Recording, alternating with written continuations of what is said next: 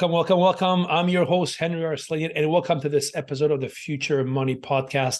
Before I start, I want to say a big thank you to the 500,000 of you who follow the show every week. This podcast, The Future of Money, is now ranked in the top 5% of all podcasts globally on Spotify. So thank you really from the bottom of my heart from all of you from 160 countries globally who are tuning in on the show.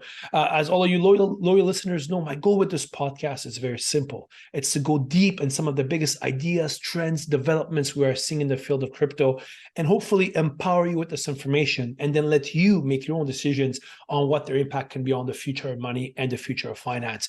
And to do this, I invite each week one of the leading figures of the global crypto community to have this one-on-one conversation amongst crypto aficionados and discuss some of these topics.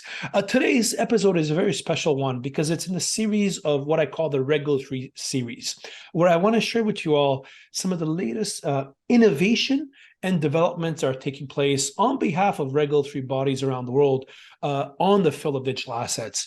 And today, really, we're kicking it off with Dmitry Fedotov, who's the head of DLT Foundation's oversight at Abu Dhabi Global Markets, or ADGM, where we're really going to focus on not only ADGM and the crypto policy and regulatory framework there, but also on the new DLT Foundation piece of regulation that they put in that could be very interesting for many of your listeners who are involved in different crypto or Web3 foundations, or even in decentralized autonomous organizations. Dimitri, great to have you on the show. It's a pleasure to be here, Henry. It's amazing. Well, you know, Dimitri, I want you to introduce yourself in a second, but before I do that, there's one interesting fun fact about you people may not know. First of all, we met each other a couple of years ago in Hong Kong, and we'll get to that in a second. But your hobby, when you're not working at the regulator, and I hope our audience is now standing still and sitting somewhere solid. You used to be a professional Formula 3 driver. You have your license for helicopter flying. You have a fixed wing pilot. And what amazed me even more, you're a skydiver with over 100 jumps, which is really incredible. I have to say, I've had many people on the show. I had many regulators. It's the first time I'm getting a former Formula 3 driver on the show, Dimitri. So this is a first on that regard. I appreciate that. Well, I like to think that all of those activities appreciate calculated risk. So in Formula 3, you don't go drifting around the corners. It's all about being very professional, very straight, and not breaking the line and doing what you do best. Talk about a great analogy for being a regulator overseeing crypto. I love it. So Dimitri, actually, there's the various topics I want to go into today, from what is ADGM, what does it do, but also about the new regime that you guys put together, which is very unique, and I think our audience would benefit from it. But before we do so, can you talk about your background and how you ended up leading this new initiative at ADGM?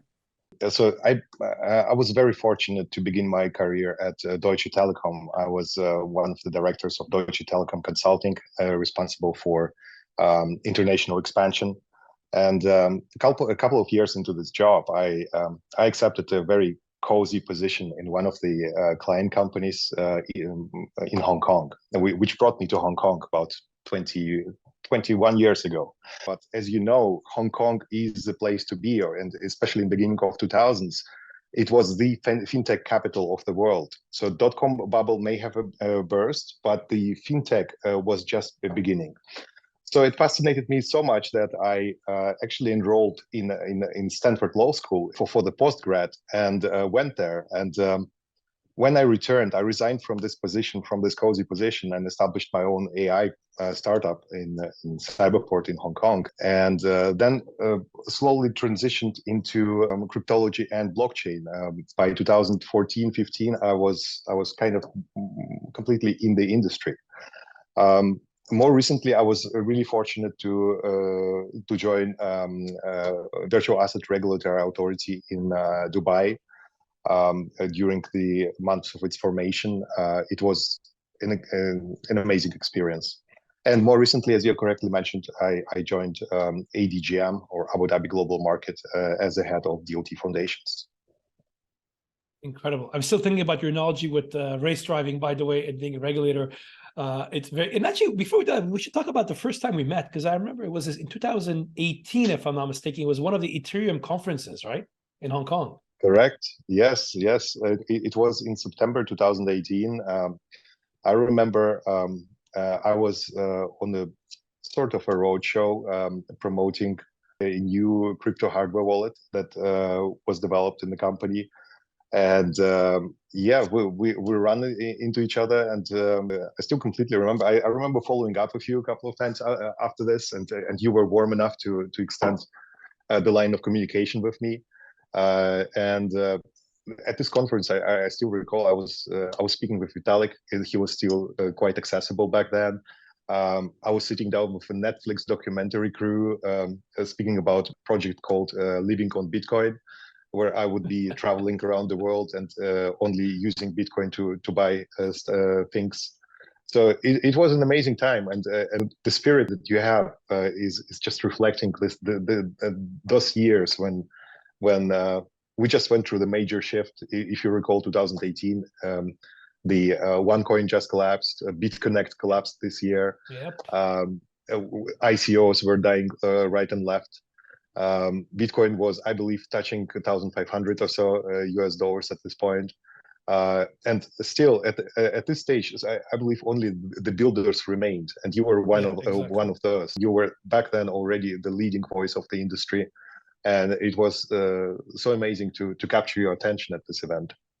Oh, I love it. I still remember that. It's funny you mentioned those conferences. It reminds me a lot of this year, this past 12 months we had, where people that stayed in crypto are the ones who'll be in the industry for the last 10 years. And moments like the one we met, I mean, in 2018 was a pretty down, dark moment. I mean, we could have an whole episode on BitConnect and OneCoin and all these collapses and the impact they had, and the similarities with FTX. But there's not many regulators who can say that they have somebody like you who's been in there. I think in your case, which is great I think a great privilege for ADGM to have you on board. Actually, let's talk about that, actually, Dimitri. Like, what is ADGM? We have obviously listeners from over 160 countries now.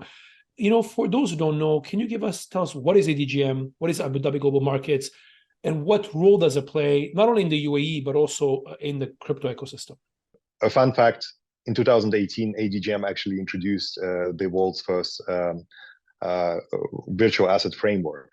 So you can imagine all of this happening, BitConnect, OneCoin, ICOs dying, and ADGM rolls out a brand new regime to regulate virtual assets. I think this is one of the signs on how progressive thinking the jurisdiction and ADGM itself is. So ADGM is an international financial center, and it's one of the world's largest financial districts. It's located in Abu Dhabi, the capital of UAE, and it's operating under the English common law. ADGM features licensing in various domains of DLT and virtual assets, such as crypto asset exchanges, custodians, intermediaries, multilateral trading facilities, brokers, asset managers, and now also the DLT foundations. That's excellent. So can you maybe share with us on that regard, right? So, we've had on the multiple regulators. In the UAE, we've had VARA, the Virtual Assets Regulatory Authority, a couple of months ago. Can you maybe explain to our audience, how does ADGM look at regulating digital assets? What is the approach to it? And let's say if any of our listeners has a digital assets company, what should they know if they want to get a license in ADGM? I can speak a little bit to this regard, but I can go into the comparison, though. I have enormous respect for VARA, of course, and other regulators in other jurisdictions. What amazed me the most here in ADGM, and this is the fact that that ADGM provides such a suite of support to the virtual asset companies that I have never experienced anywhere else in the world. It extends from supporting applications for visas. In fact, the visas are issued directly in ADGM, down to helping companies find office space or even living quarters for the staff.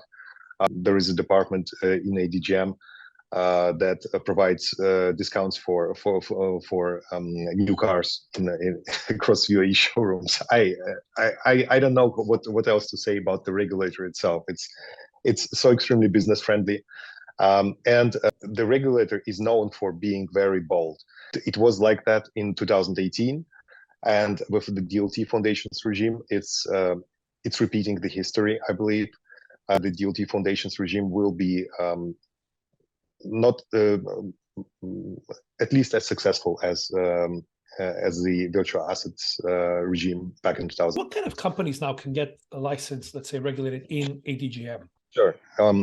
So as I mentioned before, when we talk about the DLT and blockchain and crypto, the variety is huge. It starts from regulated crypto, centralized exchanges, custodians, broker-dealers, multilateral trading facilities, asset managers, brokers, all kinds of intermediaries. DLT Foundation's regime adds to this palette in a way that it provides a 360-degree addition to all of this before mentioned activities. So ADGM aims and de facto starts to becoming a home for all the activities that a crypto or blockchain company can ask for. And what is the goal? What is the idea behind? Like, what is the goal of it? What gap is it intended to fill? Absolutely, we are aiming to create a perfect home for virtual asset companies, and blockchain foundations and DAOs are just a huge part of the ecosystem, which would allow bringing in all the ecosystem companies with it. So the way I see it, and it's my personal view, it's in no way endorsed. I see the DLT foundations, the regime and the entities in it as sort of an aircraft carrier, right? So once it moves to those waters, all the possible submarines and smaller crafts and airplanes, fighter jets and so on, they all kind of join and move here. So in a way, moving the DLT Foundation or establishing a DLT Foundation in ADGM is organically bringing all of those additional ecosystem companies, be it wallet developers or layer twos or payment providers. They organically kind of start incorporating in ADGM and UAE in general, and grow the entire ecosystem on our grounds, which we would hugely appreciate. And do you think there's a gap when it comes to DLT foundations? If you're a blockchain or any foundation, any crypto company, traditionally many of them would go to Switzerland before, right? There were even from Ethereum Foundation to many others over the years went there. Like, what are the features, if you want, of this regime you're trying to put in place to attract them and to have them come to Abu Dhabi instead? Yeah. So the regime itself is completely purpose-built. So it's not an offspring, or it doesn't have any legacy from the traditional foundations and its laws. The general foundations that I'm referring to is a regime that is hundreds of years old and is mainly aimed for wealth management and inheritance planning, things like that. What we have discovered is that the blockchain foundations and entities like such were operating in this specter in the regimes that were not really suited for them, and were not really built for them as such. Our team went after each jurisdiction and started marking down what the weaknesses and strength points are. What we have discovered during this exercise was that in order to properly function, the entities need to be domiciled in multiple jurisdictions, starting from Switzerland, as you correctly mentioned, to Singapore, to BVI, to Panama, and the list goes on, Malta at some point. Our goal became building, again, a perfect home for such entities so that they can perform all of the operations within one jurisdiction. So in this regime, we feature support for token issuance, decentralized smart contract governance. We have no requirement for beneficiaries in foundations, because in blockchain foundations, it's not strictly necessary. There is no physical presence requirement, so we completely recognize the decentralized nature of such entities. We have a very straightforward of establishing the foundation and winding it down. In some jurisdictions, it's just impossible to wind down. So once you have established the foundation, it kind of remains forever in a limbo. And we are not very prescriptive. We don't have bylaws for the foundation, which places a lot of responsibility on us in terms of who we allow into this regime. So we are really focusing on selecting the right foundations and entities like such into the regime, and then giving them as much room to operate as practically is possible. So how does it work, practically speaking, Dimitri? If, let's say, a foundation of any DLT wants to come, it's not necessarily a registration where they come, they send the form and they're approved. You guys have to approve them, right? You mentioned it's not necessarily registration. It's more of a licensing or approval from the regulator for them to come and operate and be able to set up in Abu Dhabi. Am I correct? Correct. So they come in, and then you mentioned obviously some of these requirements, right? I mean, I wrote them down. It's obviously there's no bylaw, there's no physical requirement. I remember, and as I was preparing for this podcast, I read actually the 73 pages of the regulations in detail. It was my Saturday night from 11 till 1 a.m. As I think, as many of my listeners know, I'm a bit of a nerd and a loser. That's why I spent my Saturday night leading the DLT Foundation regulations. But it was very interesting because I think some of the elements you mentioned, and I want to go just double click on some of them. But let's say the non-physical requirement, which is interesting because if you speak to anybody who's done business often in Dubai, Abu Dhabi over the years, they tell you, it's a real estate play. They want you to set up a company to get a real estate and office space, So can you share maybe what is the vision behind no physical requirement first, but also then second, on a governance level, what innovative features that practically speaking you guys want to allow that is purpose built for these DLT foundations? Sure. As I mentioned before, the DLT Foundations regime was purpose built, and when ADGM was planning it, when we were still in the planning phase. We really looked at what is required by the industry, and presence in other jurisdictions that is prescribed was just not among the top things that the entities were looking for.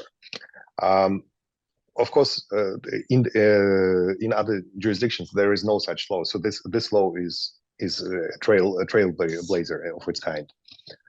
So we had to consider, why do we need the physical presence here?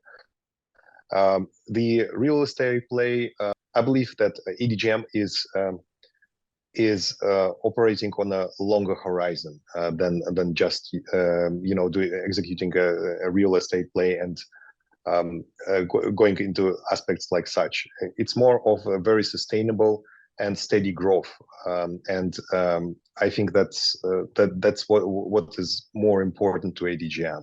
Creating a great home is much more important than momentary gains. I see.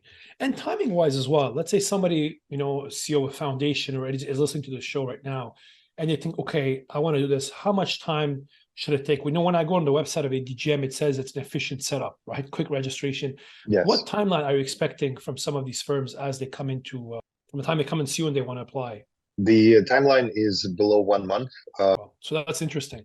So the target market, I want to ask you also about the reaction of the community as well in a second, but the target market you guys are looking for is basically, so somebody has a layer 1 token and they have a foundation that governs it. Okay, they need a home, they need to come. Any kind of legal entity where they're going to issue a token, they need a foundation who's there who can help out, can run it. And you're right, I think out of the experience in my good old PwC partner days, I remember we used to set up a lot of these, and it was always a challenge. You set up the foundation in Hong Kong and Singapore and Switzerland. The rules were not made for it. It's not really a for-profit company. Like you said, it's a foundation. It causes all other issues. It cannot be charity because it's normally quite prescriptive.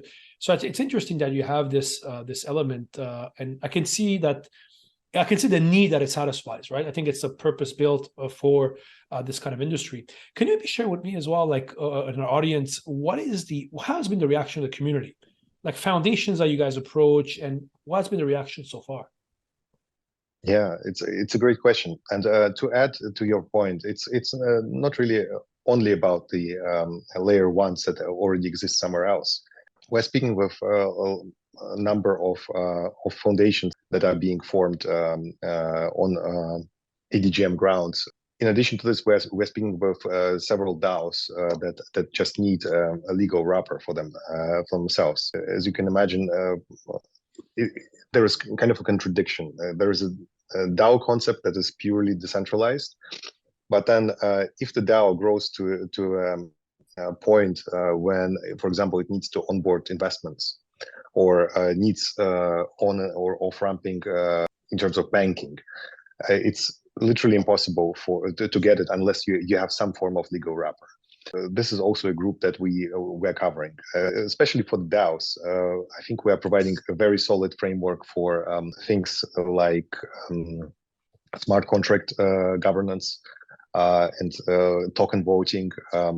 Something that really needs to be in place in order for the investors or partners of such entities to be confident in its regime.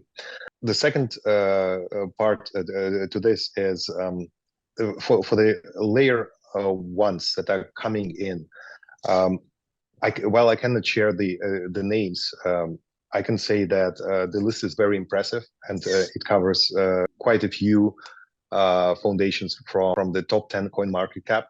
The first announcements are to be made within the next couple of weeks, and then it will be quite visible how warm of a welcome this framework is receiving in the industry. No, it's very interesting. I can see for layer ones and protocols, like how this could be very interesting, because you're right. As much as many of them like to pay their employees and developers with tokens, at one point, sometimes you need a bank account as well, which is something that will be very helpful. We're out of time, but I really want to ask this question. I think you brought up a very good point on DAOs, right? So you mentioned you have a decentralized autonomous organization, you're putting a legal wrapper on it.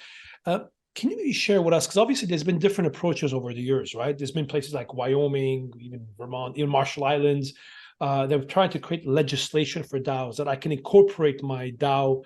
Basically, instead of my articles of association in good old British English, it's code, basically, right? And the rules and the governances, if you want, coded, I mean, literally coded in, and that's been recognized as a legal entity, by the powers to be.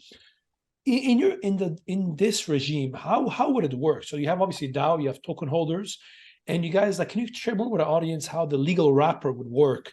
And like you said, it's very ironic in a decentralized autonomous organization that we're using the legal wrapper, but can you share with us how it would work in practice if there's a DAO and they're looking to take advantage of this new piece of legislation you guys have? The DAOs, if they need a legal entity or they need some sort of a legal wrapper for any purpose that they may have, it could be attraction of financing, it could be some off-chain activities that they have. A DAO without a legal personality cannot even sign an MOU with, let's say, with any entity. So if there is a purpose for the DAO to have this sort of centralization, I think that this regime provides a very good and flexible opportunity to create an entity that still supports the decentralized nature of DAO and decentralized governance mechanisms that DAOs embrace. It's very interesting, Dmitry, because when I look at the kind of the future of finance, I think unlike a couple of years ago, now at least I would say that we have reasonable crypto regulations now around the world in certain markets. I know some of our American listeners or others may disagree, but let's say in the Middle East, certain parts of Asia, hopefully soon in Europe, there is reasonable, it's a good word, but let's say reasonable regulatory framework that crypto companies that want to use can leverage.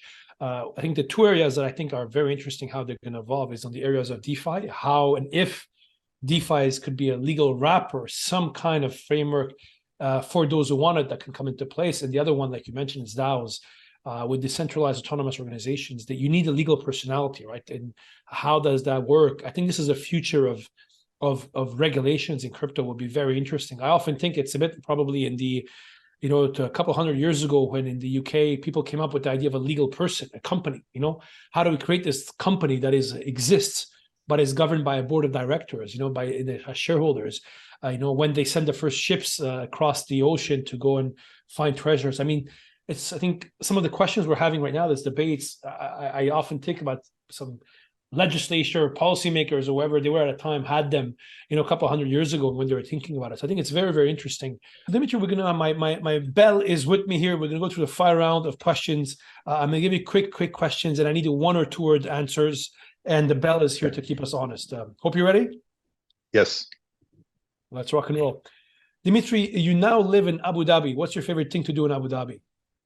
Skydiving. I'm going to ask a question I want to ask you. You've done over 100 skydives so far. What do you love the most about skydiving? Presence. Interesting. You used to live in Hong Kong. What do you miss? What's one thing you miss about living in Hong Kong? Tim Ho Wan. Sorry, what is that? Tim Ho Wan. It's a world's cheapest Michelin star restaurant. Of course, you can have a meal a classic for about $10 US. I love it. You can have a full size meal. I love it.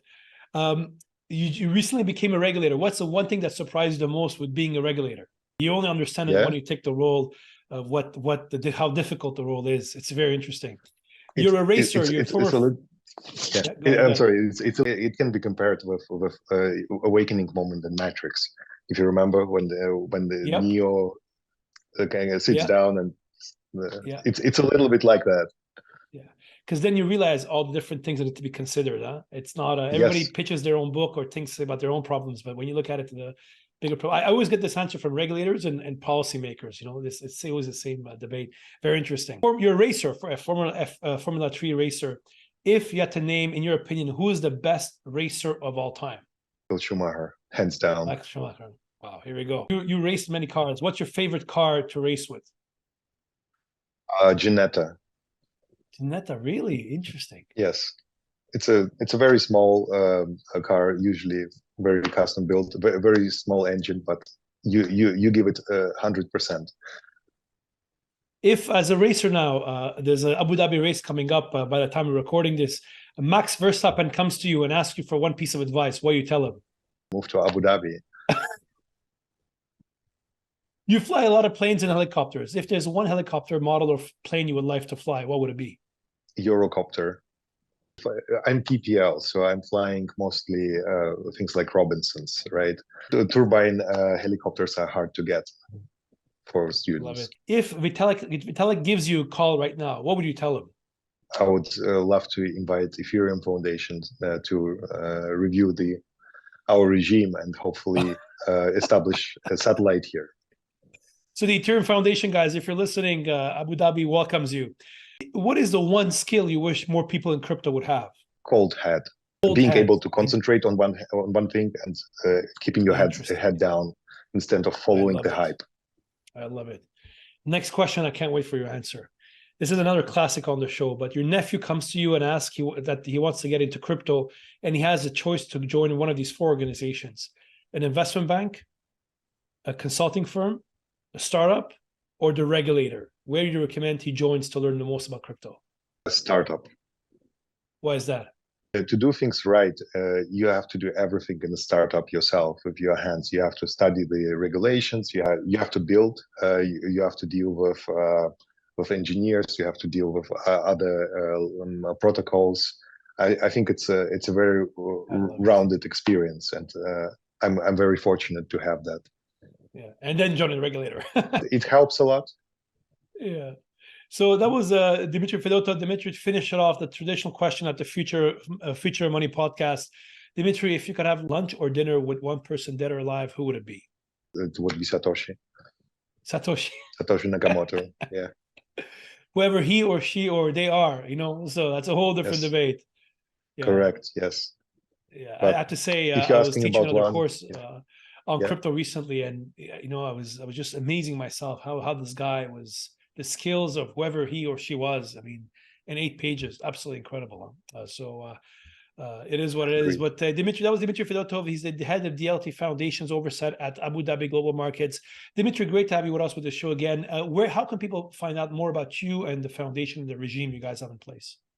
find our page adgm.com, and you will be very well guided from there. ADGM.com, and they go with DLT Foundations. There's a lot of information there. Dimitri, it was great having you on the show. Thank you, everybody, for listeners. Hope this was insightful. I certainly learned a lot. Again, if you like the show, make sure you also go subscribe to my YouTube channel. A lot of content there, a lot of exclusive content as well is available there in multiple languages as well. And also always, as usual, on Twitter and LinkedIn, other channels at henryarslanian.com. Dimitri, thanks for being with us, and thank you very much. And see you guys all soon for another episode of the Future Money Podcast.